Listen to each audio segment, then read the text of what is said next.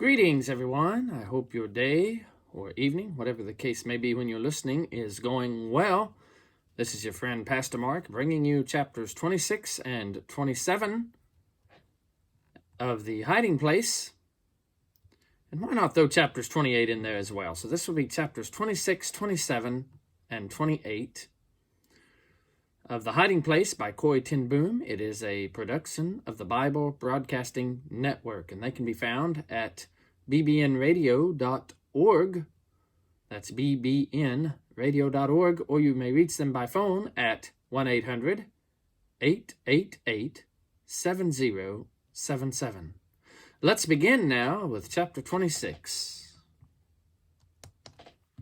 Pause, F-bar button, Alt, P, Control plus P. 26.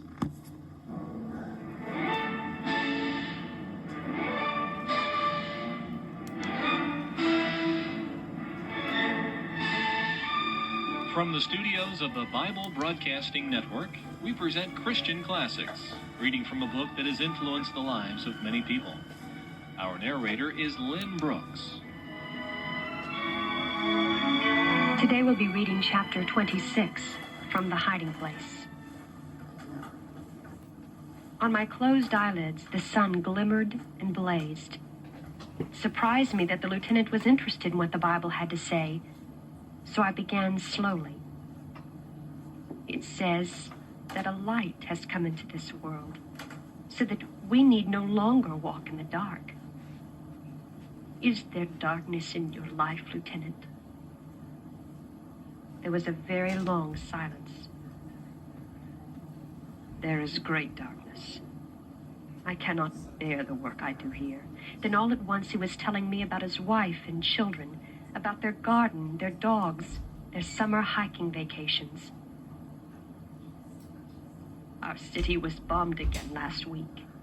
Each morning I ask myself, are they still alive?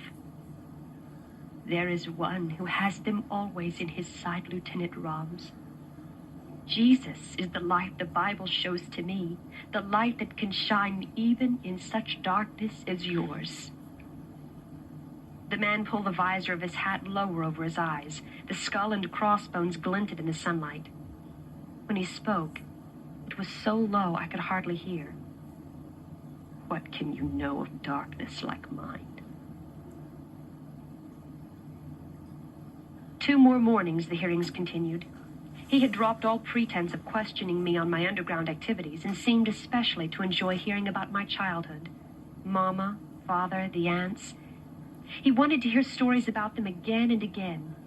He was incensed to learn that Father had died right here in Scheveningen. The documents on my case made no mention of it. These documents did answer one question: the reason for solitary confinement. Prisoner's condition contagious to others in cell. I stared at the brief, typed words where Lieutenant Rom's finger rested. I thought of the long, wind-haunted nights, the scowling guards, the rule of silence. But if it wasn't punishment, why were they so angry with me? Why couldn't I talk? The lieutenant squared the edges of the papers in front of him. A prison is like any institution, Miss ten Boom. Certain rules, certain ways of doing things. But I'm not contagious now. I've been better for weeks and weeks, and my own sister is so close. Lieutenant Roms, if I could only see Betsy. If I could just talk with her a few minutes. He lifted his eyes from the desk, and I saw anguish in them. Miss ten Boom, it is possible that I appear to you a powerful person. I wear a uniform. I have a certain authority over those under me. But I am in prison, dear lady from Harlem. A prison stronger than this one. It was the 4th and final hearing, and we had come back into the small hut to sign a document. He gathered up the completed transcript and went out with it, leaving me alone. I was sorry to say goodbye to this man who was struggling so earnestly for truth. The hardest thing for him seemed to be that Christians should suffer. How can you believe in God now? What kind of a God would have let that old man die here in Scheveningen? I got up from the chair and held my hands out to the squat little stove. I did not understand either why Father had died in such a place. I did not understand a great deal. And suddenly I was thinking of Father's own answer to hard questions. Some knowledge is too heavy. You cannot bear it. Your Father will carry it till you are able. Yes, I would tell Lieutenant Roms about the train case. He always liked stories about Father. But when the lieutenant returned to the room, a guard from the women's wing was with him. Prisoner Ten Boom has completed her hearings and will return to her cell. The young woman snapped to attention. As I stepped through the door, Lieutenant Roms leaned forward. Walk slowly in Corridor F. Walk slowly? What did he mean? The guard strode down the long, door-lined hall so swiftly I had to trot to keep up with her. Ahead of us, a prison trustee was unlocking the door to a cell. I trailed behind the guard as much as I dared, my heart thumping wildly. It would be Betsy's cell, I knew it. Then I was abreast of the door. Betsy's back was to the corridor. I could see only the graceful, upswept bun of her chestnut hair. The other women in the cell stared curiously into the corridor. Her head remained bent over something in her lap. But I had seen the home Betsy had made in Scheveningen. For unbelievably, against all logic, this cell was charming. My eyes seized only a few details as I inched reluctantly past. The straw pallets were rolled instead of piled in a heap, standing like little pillars along the walls, each with a lady's hat atop it. A headscarf had somehow been hung along the wall. The contents of several food packages were arranged on a small shelf. I could just hear Betsy saying, "The red biscuit tin here in the center." Even the coats, hanging on their hooks, were part of the welcome of that room, each sleeve draped over the shoulder of the coat next to it, like a row of dancing children. I jumped and hurried after my escort. It had been a glimpse only, 2 seconds at the most. But I walked through the corridors of Scheveningen with Betsy's singing spirit at my side.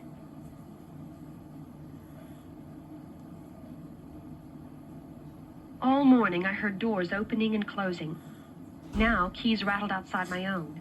A very young guard in a very new uniform bounded in. "Prisoners, stand at attention," she squeaked. I stared at her wide, blinking eyes. The girl was in mortal fear of something or someone. Then a shadow filled the doorway, and the tallest woman I had ever seen stepped into the cell. Her features were classically handsome, the face and height of a goddess, but one carved in marble. Not a flicker of feeling registered in her eyes. "No sheets here either, I see," she said in German to the guard. "See that she has 2 by Friday, 1 to be changed every 2 weeks." The ice-cold eyes appraised me exactly as they had the bed. "How many showers does the prisoner get?" The guard wet her lips. "About 1 a week." 1 a week. 1 shower a month was closer. "She will go 2 a week." Sheets? Regular showers? Were conditions going to be better? The new head matron took 2 strides into the cell. She did not need the cot to reach the overhead bulb. Rip! Off came my red cellophane lampshade. She pointed to a box of soda crackers that had come in a second package from Nolly. "No boxes in the cells," cried the little guard in Dutch, as indignantly as though this had been a long-standing rule. Not knowing what else to do, I dumped the crackers out onto the cot. At the matron's unspoken command, I emptied a bottle of vitamins and a sack of peppermint drops the same way. Unlike the former head matron, who shrieked and scolded endlessly in her rusted hinge voice, this woman worked in a terrifying silence.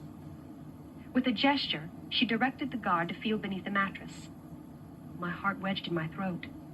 My precious remaining gospel was hidden there. The guard knelt and ran her hands the length of the cot, but whether she was too nervous to do a thorough job or whether there was a more mysterious explanation, she straightened up empty-handed, and then they were gone. I stood gazing numbly at the jumble of food on my cot. I thought of this woman reaching Betsy's cell, reducing it again to 4 walls and a prison cot. A chill wind was blowing through Scheveningen, cleaning, ordering, killing. It was this tall, ramrod-straight woman who unlocked the door to my cell one afternoon in the second half of June and admitted Lieutenant Roms. At the severity in his face, I swallowed the greeting that had almost burst from me. "You will come to my office. The notary has come." We might as well have been total strangers. "Notary?" I asked stupidly. "For the reading of your father's will." He made an impatient gesture. Obviously, this minor matter had interrupted a busy day. "It's the law. Family present when a will is opened." Already he was heading from the cell and down the corridor. I broke into a clumsy run to keep up with the strides of the silent woman beside me. The law? What law? And since when had the German occupation government concerned itself with Dutch legal procedures? Family? Family present? No. Don't let yourself think of it. At the door to the courtyard, the matron turned, erect and impassive, back along the corridor. I followed Lieutenant Roms into the dazzling early summer afternoon. He opened the door for me into the fourth hut. Before my eyes adjusted to the gloom, I was drowning in Willem's embrace. Corey, baby sister. It was 50 years since he'd called me that. Now Nolly's arm was around me too, the other one still clinging to Betsy as though by the strength of her grip she would hold us together forever. Betsy, Nolly, Willem, I did not know which name to cry first. Tyne was in that little room too, and Flip, and another man. When I had time to look, I recognized the Harlem notary, who had been called in on the watch shop's few legal consultations. We held each other at arm's length to look. We babbled questions all at once. Betsy was thin and prison pale, but it was Willem who shocked me. His face was gaunt, yellow, and pain-haunted. He had come home this way from Scheveningen, Tyne told me. 2 of the 8 men crowded into his tiny cell had died of jaundice while he was there. Willem. I could not bear to see him this way. I crooked my arm through his, standing close, so that I did not have to look at him, loving the sound of his deep, rolling voice. Willem did not seem aware of his own illness. His concern was all for Kik. This handsome, blonde son had been seized the month before while helping an American parachutist reach the North Sea. They believed he had been on one of the recent prison trains into Germany. As for Father, they had learned a few more facts about his last days. He had apparently become ill in his cell and been taken by car to the municipal hospital in The Hague. There, no bed had been available. Father had died in a corridor, separated somehow from his records or any clue as to his identity. Hospital authorities had buried the unknown old man in the pauper cemetery. The family believed they had located the particular grave. I glanced over at Lieutenant Roms. He was standing with his back to us as we talked, staring down at the cold, unlit stove. Swiftly, I opened the package that Nolly had pressed into my hand with the first embrace. It was what my leaping heart had told me, a Bible, the entire book in a compact volume, tucked inside a small pouch with a string for wearing around the neck as we had once carried our identity cards. I dropped it quickly over my head and down my back beneath my blouse. I couldn't even find words with which to thank her. The day before, in the shower line, I had given away my last remaining gospel. "We don't know all the details," Willem was saying in a low voice to Betsy. "Just that after a few days, the soldiers were taken off guard duty at the Bayeux and police stationed there instead." The 4th night, he believed, the chief had succeeded in assigning Rolf and another of our group to the same shift. They had found all the Jews well, though cramped and hungry, and seen them to new hiding places. "And now," I whispered back, "they're all right now?" Willem lowered his deep, sunk eyes to mine. He had never been good at concealing difficult truths. "They're all right, Corey. All except Mary. Old Mary Itali," he said, had been arrested one day walking down a city street. Where she had been going and why she'd exposed herself this way in broad daylight, nobody knew. "The time is up." Lieutenant Roms left his perusal of the stove and nodded to the notary. "Proceed with the reading of the will." It was a brief, informal document. The Bayet was to be home for Betsy and me as long as we wanted it. Should there ever be any money realized from the sale of house or watch shop, he knew we would recall his equal love for us all. He committed us with joy to the constant care of God. In the silence which followed, we all suddenly bowed our heads. Lord Jesus, Willem said, we praise you for these moments together under the protection of this good man. How can we thank him? We have no power to do him any service. Lord, allow us to share this inheritance from our Father with him as well. Take him too and his family into your constant care. Amen. Today on Christian Classics, we have been reading from The Hiding Place by Corrie ten Boom with John and Elizabeth Sherrill, published by the Fleming H. Revell Company. You've been listening to Christian Classics, narrated by Lynn Brooks. This has been a production of the Bible Broadcasting Network.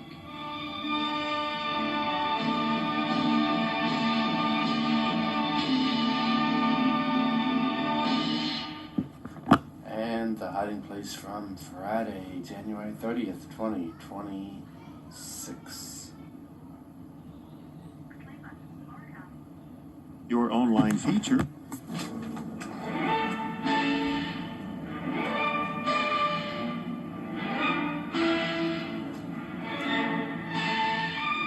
From the studios of the Bible Broadcasting Network, we present Christian Classics, reading from a book that has influenced the lives of many people. Our narrator is Lynn Brooks. Today we'll be reading chapter 27 from The Hiding Place. Get your things together. Get ready to evacuate. Collect all possessions in pillowcases. The shouts of the guards echoed up and down the long corridor. I stood in the center of my cell in a frenzy of excitement. Evacuate? Then something was happening. We were leaving the prison. The counter-invasion must have begun. I snatched the pillowcase from the little wad of straw I had stuffed into it. What riches this coarse bit of muslin had been in the 2 weeks since it had been provided. A shield for my head from the scratch and smell of the bedding. It almost didn't matter that the promised sheets had never arrived. With trembling hands, I dropped my few belongings into it.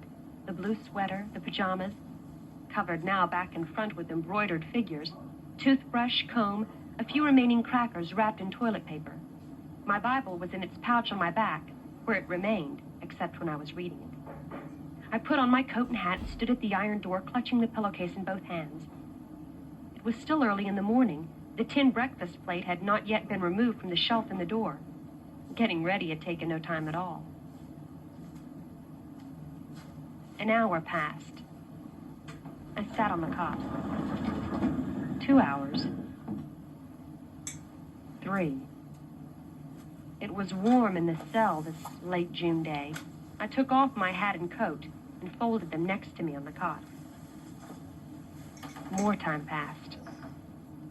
I kept my eyes on the ant-hole, hoping for a last visit from my small friends, but they did not appear. Probably I had frightened them by my early dashing about. I reached into the pillowcase, took one of the crackers and crumbled it about the little crack. No ants. They were staying safely hidden. And suddenly, I realized that this too was a message, a last wordless communication among neighbors. For I too had a hiding place when things were bad. Jesus was this place, the rock cleft for me. I pressed a finger to the tiny crevice. The afternoon sun appeared on the wall and moved slowly across the cell, and then, all at once, there was a clanging out in the corridor. Doors scraped, bolts banged. Out, all out, no talking. I snatched up my hat and coat. My door screeched open. Formed ranks of 5. The guard was already at the next cell. I stepped out into the hall. It was jammed from wall to wall. I had never dreamed so many women occupied this corridor. We exchanged looks. Invasion. We mouthed silently, the soundless words sweeping through the massed women like an electric charge. Surely the invasion of Holland had begun. Why else would they be emptying the prison? Where would we be taken? Where were we headed? Not into Germany.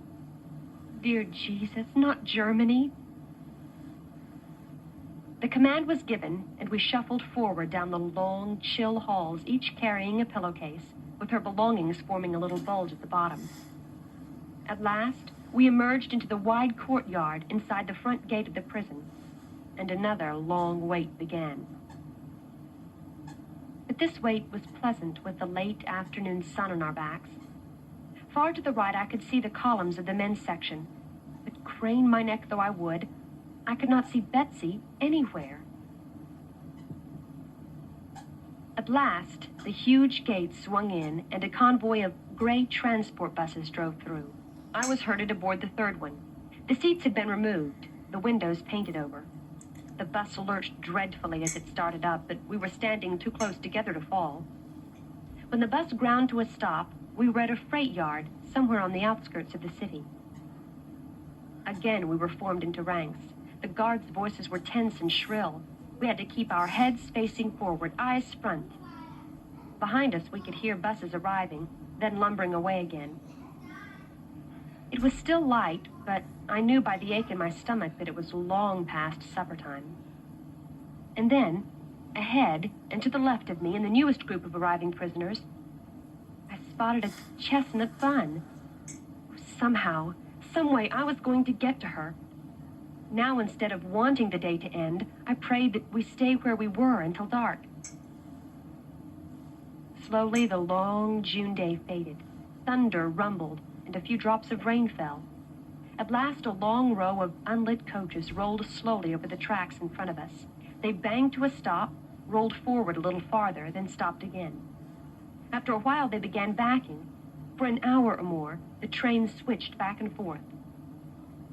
By the time the order came to board, it was pitch dark. The ranks of prisoners surged forward. Behind us, the guards shouted and cursed. Obviously, they were nervous at transporting so many prisoners at one time. I wriggled and shoved to the left. Elbows and shoulders were in my way, but I squirmed past. At the very steps of the train, I reached out and seized Betsy's hand. Together, we climbed onto the train. Together, found seats in a crowded compartment. Together, wept tears of gratitude. The 4 months in Scheveningen had been our first separation in 53 years. It seemed to me that I could bear whatever happened with Betsy beside me. More hours passed as the loaded train sat on the siding. For us, they flew. There was so much to share. Betsy told me about each of her cellmates, and I told her about mine and the little hole into which they scrambled at any emergency. As always, Betsy had given to others everything she had. The Bible that Nolly had smuggled to her, she had torn up and passed around, book by book. It must have been 2 or 3 in the morning that the train at last began to move. We pressed our faces to the glass, but no light showed and clouds covered the moon. The thought uppermost in every mind was, is it Germany? At one point, we made out a tower that Betsy was sure was the cathedral at Delft. An hour or more later, the clack of the train changed pitch. We were crossing a trestle, a very long one. As the minutes passed and still we had not reached the other side, Betsy and I exchanged looks. We were headed south, not east into Germany, but south to Brabant. For the second time that night, we wept tears of joy.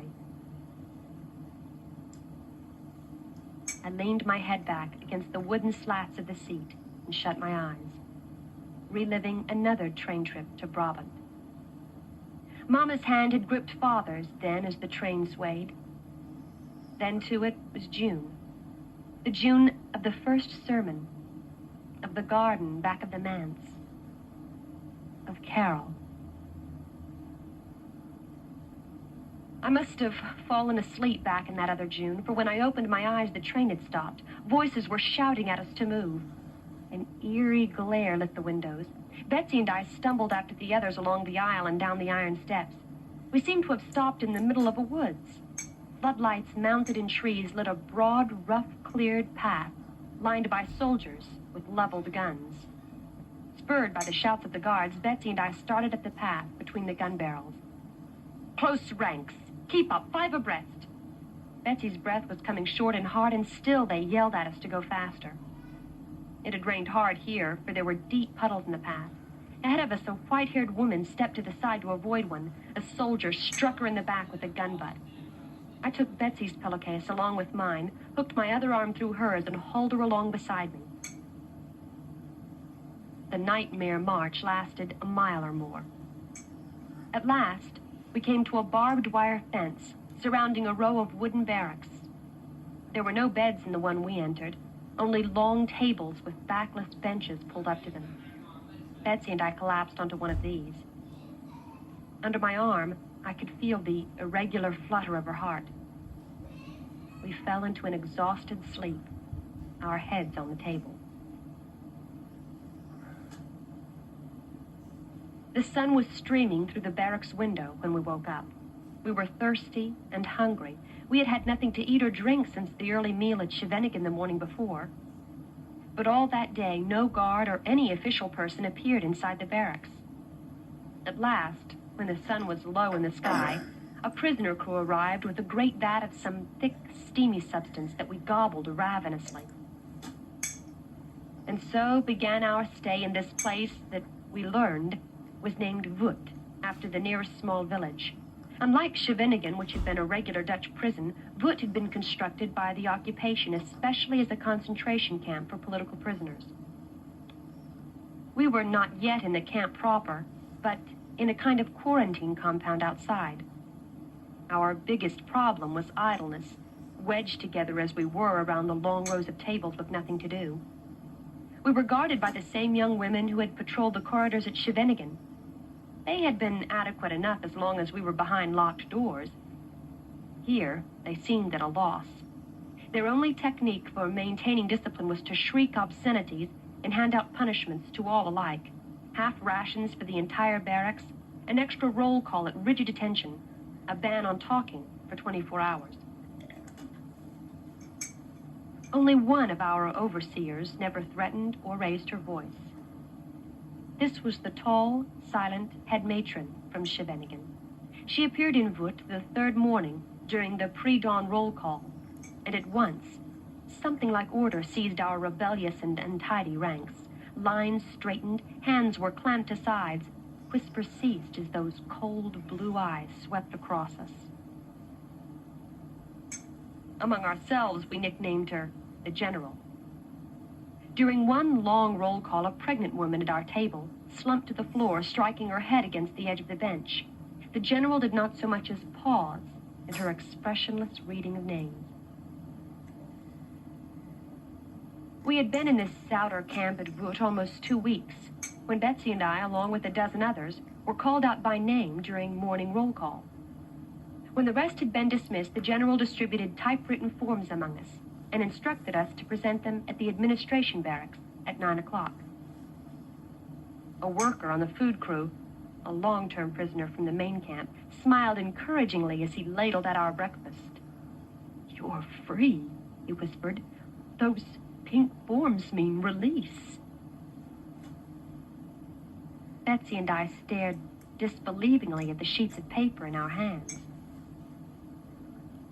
Free? Free to leave? Free to go home? Others crowded around, congratulating us, embracing us. The women from Betsy's cell at Scheveningen wept unabashedly. How cruel to have to leave all these behind. Surely the war will be over very soon, we told them. We emptied our pillowcases, passing out our few belongings among those who had to stay. Long before 9 o'clock, we were standing in the big wooden anteroom of administration. At last, we were summoned to an inner office where our forms were examined, stamped, and handed over to a guard. We followed this man down a corridor into another office. For hours, the process continued as we were shuttled from one room and official to another, questioned, fingerprinted, sent on to the next post. The group of prisoners grew until there were 40 or 50 of us standing in line beside a high, anchor-chain fence topped with barbed wire. On the other side of the fence was a white birch woods. Above our heads, the blue Brabant sky. We, too, belonged to that wide, free world.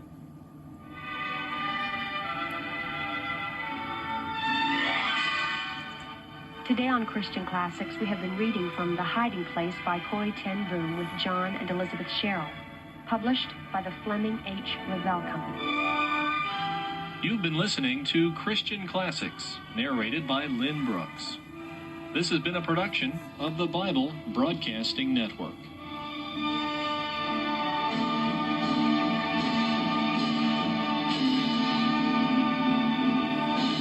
The Hiding Place. Chapter 27, The Hiding Place. Chapter 28, The Hiding Place. Meet. Pause. App bar button. Place from Monday, February 2nd, 2026.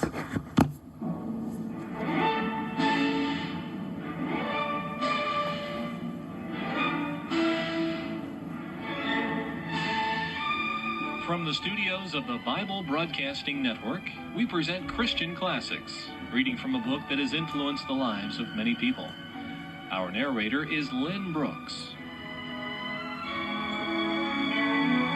Today we'll be reading chapter 28 from The Hiding Place.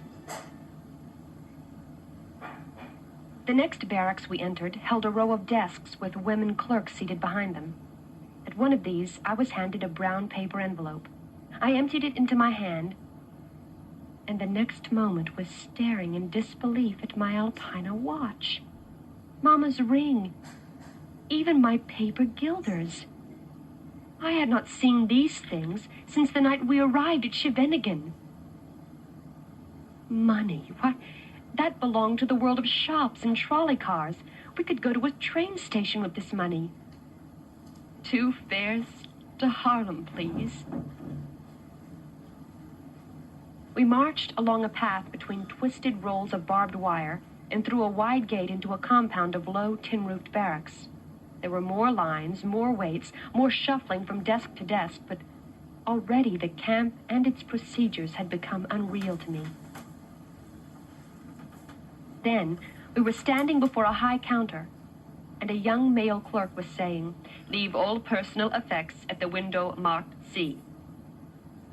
Oh, but they just gave them back to me. Watches, purses, jewelry.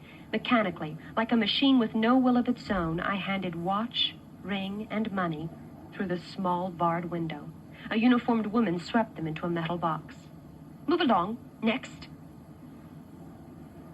Then, were we not to be released?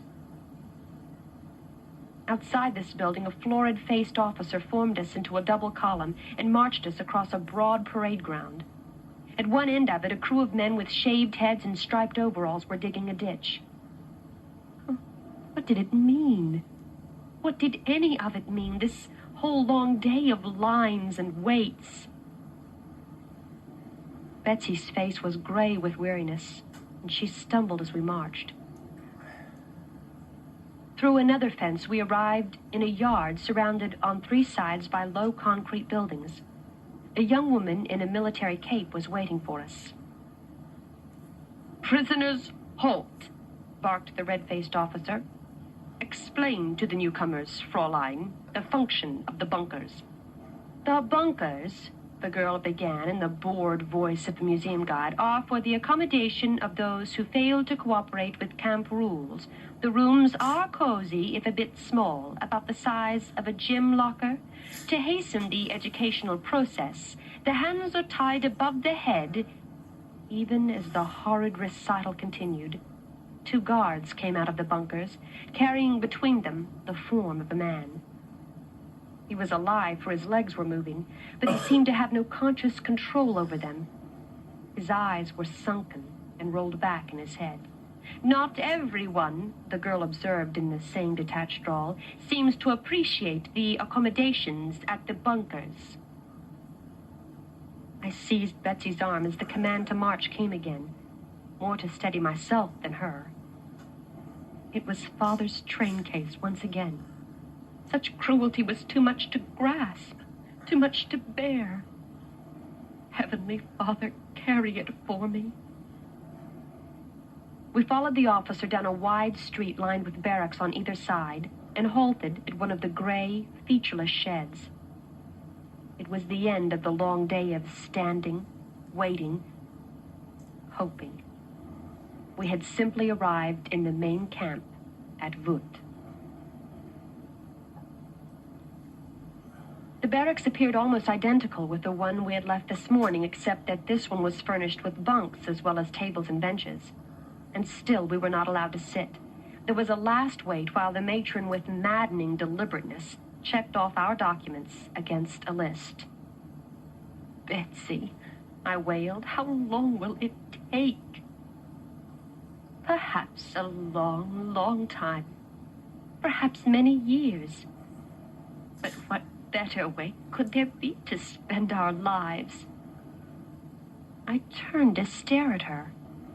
Whatever are you talking about? These young women, that girl back at the bunkers? Corey, if people can be taught to hate, they can be taught to love. We must find the way, you and I, no matter how long it takes. She went on, almost forgetting in her excitement to keep her voice to a whisper, while I slowly took in the fact that she was talking about our guards. I glanced at the matron seated at the desk ahead of us. I saw a gray uniform and a visored hat. Betsy saw a wounded human being. And I wondered, not for the first time, what sort of a person she was, this sister of mine. What kind of road she followed while I trudged beside her on the all too solid earth. A few days later, Betsy and I were called up for work assignments. One glance at Betsy's pallid face and fragile form, and the matron waved her contemptuously back inside the barracks, where the elderly and infirm spent the day sewing prison uniforms. The women's uniform here in Vut was a blue overall with a red stripe down the side of the leg, practical and comfortable, and a welcome change after our own clothes that we had worn since the day of our arrest. Apparently, I looked strong enough for harder work. I was told to report to the Phillips factory. This factory turned out to be no more than another large barracks inside the camp complex. Early in the morning, though it was, the tar beneath the shingled roof was beginning to bubble in the hot July sun. I followed my escort into the single large room where several hundred men and women sat at long plank tables covered with thousands of tiny radio parts. 2 officers, one male, one female, were strolling the aisles between the benches while the prisoners bent to their tasks. I was assigned a seat at a bench near the front and given the job of measuring small glass rods and arranging them in piles according to lengths. It was monotonous work. The heat from the roof pressed like a weight on my head. I longed to exchange at least names and hometowns with my neighbors on either side, but the only sound in the room was the clink of metal parts and the squeak of the officers' boots. They reached the door across from where I sat. Production was up again last week, the male officer said in German to a tall, slender man with a shaved head and a striped uniform. You are to be commended for this increase. However, we continue to receive complaints of defective wiring. Quality control must improve. The shaved-headed man made an apologetic gesture. If there were more food. Since the cutback in rations, I see a difference. They grow sleepy. They have trouble concentrating. His voice reminded me a little of Willem's. Deep, cultivated. The German with only a trace of Dutch accent. Then you must wake them up. Make them concentrate on the penalties. If the soldiers on the front can fight on half rations, then these lazy... At a terrible look from the woman officer, he stopped and ran his tongue over his lips. That is, I speak, of course, merely as an example. There is naturally no truth in the rumor that rations at the front are reduced, so I hold you responsible. And together they stalked from the building. For a moment, the prisoner foreman watched them from the doorway. Slowly, he raised his left hand, then dropped it with a slap to his side. The quiet room exploded. From under tables appeared writing paper, books, knitting yarn, tins of biscuits. People left their benches and joined little knots of chattering friends all over the room. Half a dozen crowded around me. Who was I? Where was I from? Did I have any news of the war? After perhaps half an hour of visiting among the tables, the foreman reminded us that we had a day's quota to meet, and people drifted back to their places. The foreman's name, I learned, was Mormon, and he had been headmaster of a Roman Catholic boys' school. He himself came over to my workbench the third day I was there. He had heard that I had followed the entire assembly line through the barracks, tracing what became of my dull little piles of rods. "You're the first woman worker who has ever shown any interest in what we are making here." "I am very interested. I'm a watchmaker." He stared at me with new interest. "Then I have work you will enjoy more." He took me to the opposite end of the huge shed where the final assembly of relay switches was done. It was intricate and exacting work, though not nearly so hard as watch repair. And Mr. Mormon was right. I enjoyed it, and it helped make the 11-hour workday go faster. Not only to me, but to all the Phillips workers, Mr. Mormon acted more as a kindly older brother than a crew boss. I would watch him, ceaselessly moving among his hundreds of charges, counseling, encouraging, finding a simpler job for the weary, a harder one for the restless. We had been at Vought more than a month before I learned that his 20-year-old son had been shot here at the camp the week Betsy and I arrived.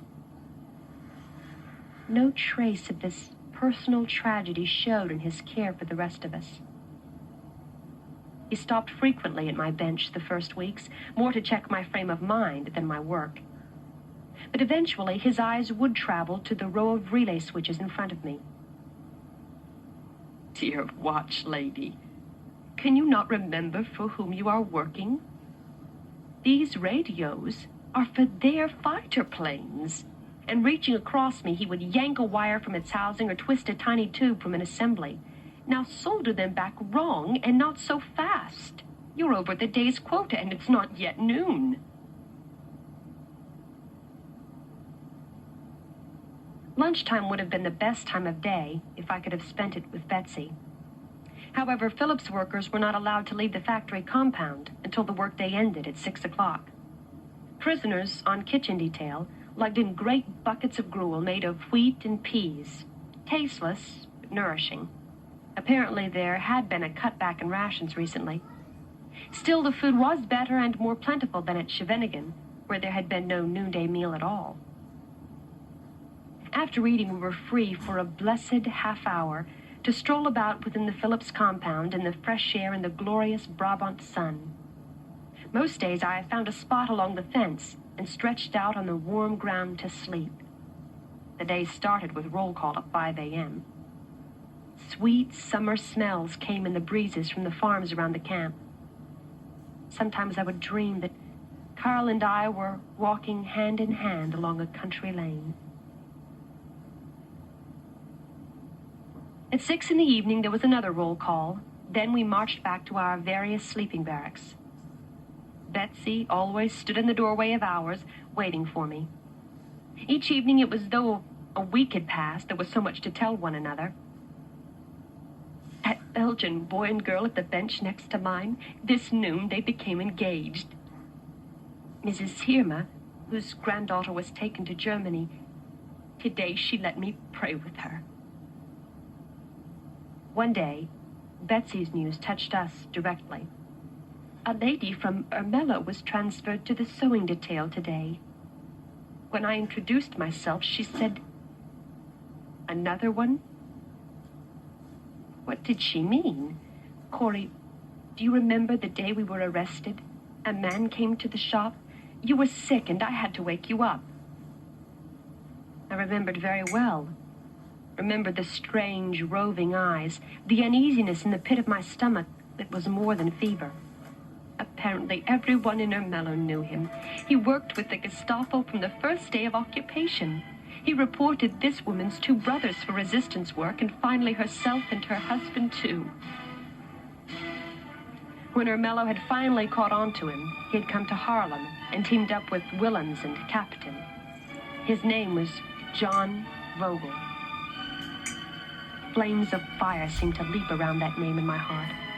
I thought of Father's final hours alone and confused in a hospital corridor, of the underground work so abruptly halted. I thought of Mary Attali arrested while walking down a street, and I knew that if John Vogel stood in front of me now, I could kill him. Today on Christian Classics, we have been reading from The Hiding Place by Corrie ten Boom with John and Elizabeth Sherrill, published by the Fleming H. Revell Company. You've been listening to Christian Classics, narrated by Lynn Brooks. This has been a production of the Bible Broadcasting Network.